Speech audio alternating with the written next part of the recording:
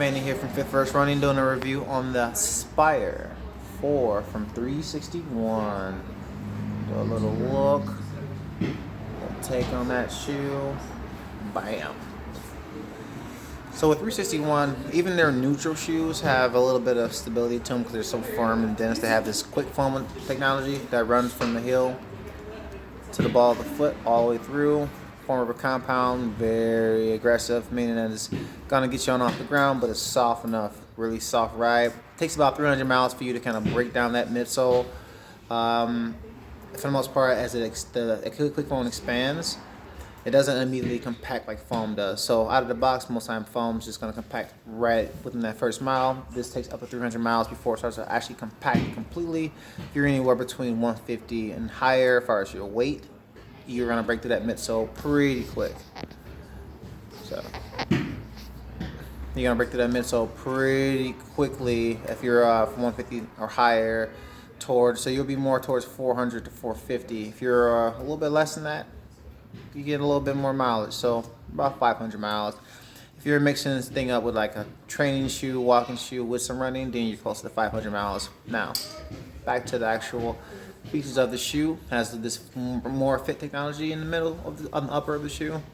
Basically what that allows for is you to not have any issues. That's what these little blue tabs are.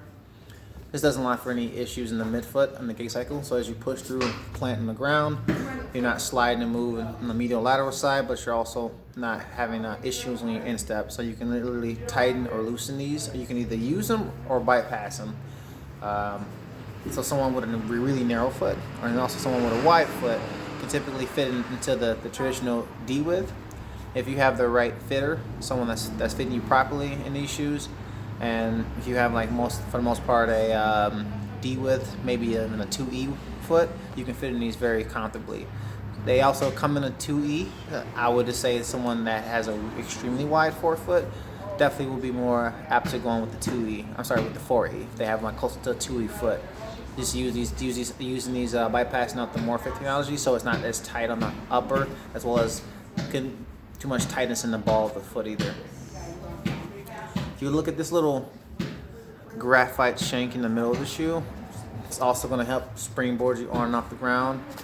A lot of pop, a lot of snap back to it. It has the traditional blown rubber in the blue area here. So for traction, the blue area in the back is actually carbon rubber. So that's going to be the most abrasive rubber they put on shoes. This is the stuff they put on car tires. Has a really firm heel counter. In the entry, I feel like they have one of the best heel counters on the market. Just not a lot of play medial and lateral side. So even though it's a neutral shoe, someone that's has some instability issues. So if you're pronating on one side but neutral on the other foot, or if you have just a neutral gait in general, this is a phenomenal shoe for you. Pretty low profile in the sense of the offset. You're definitely around that 8 to 9 millimeter offset. So there's that for you. Plus it looks pretty fly, can't lie. It has a little bit of the overlays with the logo, and then the actual overlays on the top of the instep of the shoe too. So 361 Spire 4, grab a pair today, or just come in, try a pair on. You can come in the shop, Minneapolis, Minnesota, Fit First Running, or you can give us a call or go on our website, fitfirstrunning.com. Thanks.